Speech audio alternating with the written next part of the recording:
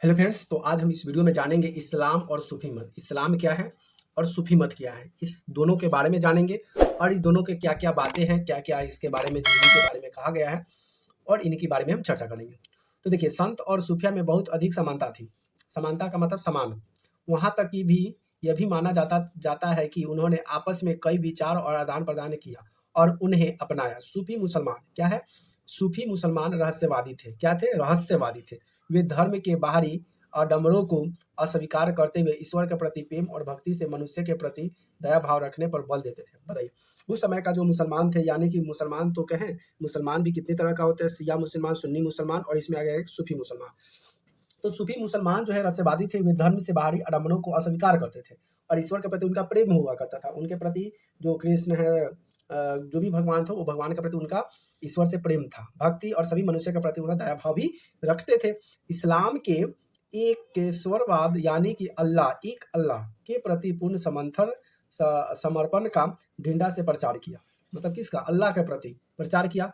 8वीं और 9वीं शताब्दी में धार्मिक विद्वानों ने पवित्र कानून शरिया, क्या है? कानून बनाया, जिसका नाम क्या दिया था? शरिया, और इस्लामिक धर्मशास्त्र के विभिन्न पहलुओं के विकसित किया। मतलब उन्होंने एक नया कानून बना दिया और नया कानून बनाने के बाद ये धर्मशास्त्र के विभिन्न पहलुओं को विकसित कर दिया। इस्लाम धीरे धीरे और जटिल होता गया। जटिल मतलब क्या होता है कि और वह थोड़ा सा डेंजरस कह सकते हैं, जटिल होता गया। जबकि सूफियों ने एक अलग रास्ता दिखाया जो ईश्वर के प्रति व्यक्तिगत समर्पण पर बल दिया। सूफी लोग मुस्लिम धार्मिक विद्वानों द्वारा निर्धारित विशुद्ध और कर्मकांड और आचरण आचरण संहिता का बहुत कुछ, क्या है? बहुत कुछ अस्वीकार कर दिया। मतलब कोई भी जो इस्लामिक लोग, जो मुसलमान थे, उन्होंने बहुत कुछ ऐसा नियम बनाया जो कि सूफी मुसलमान उसे नहीं माना। क्या क्या? उसे खारिज कर दिया, अस्वीकार कर दिया। वे ईश्वर के साथ ठीक उसी प्रकार जुड़े रहना चाहते थे जिस प्रकार प्रेमी दुनिया की परवाह परवाह परवाह किए बिना अपनी प्रियतम के साथ जुड़े रहना चाहता है। प्रियतम का मतलब क्या होता है कि ये सूफी जो मुसलमान थे ना, वो चाहते थे कि हम भारत में रहें और सभी के साथ प्रेम भावना एक साथ मिलजुल कर रहें।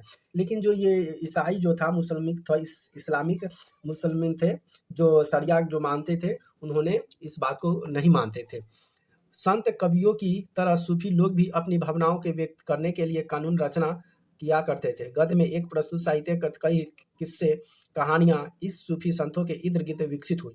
मध्य एशिया और महान सूफी संतों में गज्जली, रूमी और सादी के नाम उल्लेखित है। नामपथी सिद्धांत और योगी की तरह सूफी भी यही मानते थे कि दुनिया के प्रति अलग अलग नजरिया अपनाने के लिए दिल के सिखाया पढ़ाया जा सकता है। अब वहाँ ने क्या किया कि एक अलग दुनिया बसाने के लिए अब क्या किया कि सिखाया जाए। अब कोई अब हमारे धर्म को नहीं मानता है, नहीं, तो उसको सिखाया जाए। अब क्या क्या सिखाया जाए? अब कहा कि सिखाया, अब अपनाने के लिए दिल को सिखाया और पढ़ाया जा सकता है।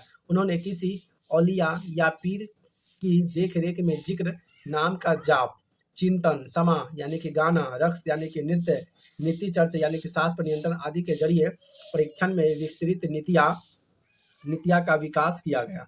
इस प्रकार आध्यात्मिक सूफी उत्पादों की पीढ़ियां सिलसिलाओं को पदभूत हुआ और इसमें हरेक सिलसिला निर्देशों और धार्मिक प्रक्रियाओं के थोड़ा बहुत अलग तरीके से अपनाई जाती है। और फिर यहाँ से क्या होता है कि सभी इस्लामी जो होता है और सूफी मत का जो भावना अलग अलग हो जाता है। अभी कुछ लोग नहीं मानते हैं।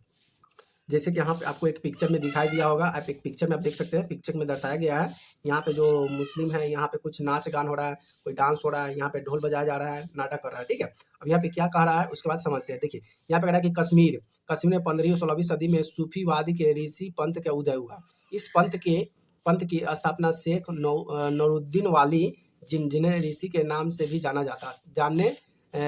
जाता है, ने कि इन्हें कश्मीर के लोग के जीवन पर गहरा प्रभाव डाला और इसी संत के समर्पित कई स्मारक कश्मीर में कई भाग में पाए जाते हैं।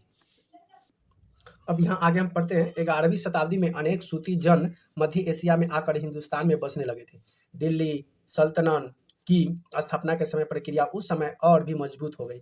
महाद्वीप और सर्वत्र के बड़े बड़े अनेक सूफी केंद्र विकसित हो गया था और चिश्ती सिलसिला इन सिलसिलों में सबसे अधिक प्रभावशाली था। इसकी औलियादों की एक लंबी परंपरा थी, जैसे अजमेर की ख्वाजा मोहुद्दीन चिश्ती, दिल्ली के कुतुब मिनीन बख्तियार काकी, पंजाब के बाबा फरीद, दिल्ली के ख्वाजा निजामुद्दीन औलियान और मुगल्स और बंदास के सिद्दीक़, ये सभी जो थे ना अपने अपने राज जमा दिए थे और उन्होंने बहुत सारे चीज़ का निर्माण भी कर लिया था।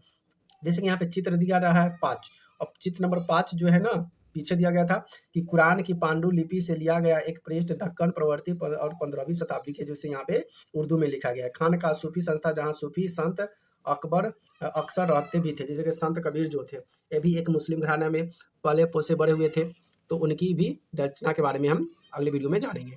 ठीक है, चलिए आगे इसमें और क्या कहता है कि सूफी संत क्या है कि सूफी संत अपने खनवाजों के विशेष बैठकों का आयोजन करते थे, जहां सभी प्रकार के भक्त जिसमें शाही घराने के लोग तथा अभिजाति आम लोगों की शामिल होते थे, इन खानकाजों में आते थे और आध्यात्मिक विषयों पर चर्चा करते थे। जैसे कि बहुत सारे ऐसे ऐसे टॉपिक हुआ करते थे, उस टॉपिक पर बैठकर मंथन करना, चर्चा करना, उसकी बात को रखना, ये सब होता था। अपनी दुनियादारी की समस्या का सुलझाने के लिए संत से आशीर्वाद मांगते थे तथा संगीत तथा नृत्य के जलसों में भी शामिल होकर चले जाते थे। जलसा नहीं होता है डांस प्रोग्राम का, उसमें भी आते जाते और वह प्रोग्राम भी क्या करते थे। अक्सर लोग यह समझते थे कि सूफी औलियाओं के पास चमत्कारी शक्तियाँ होती है जिससे आम लोग की बीमारी और तकलीफों को छुटकारा मिल जा सकता है।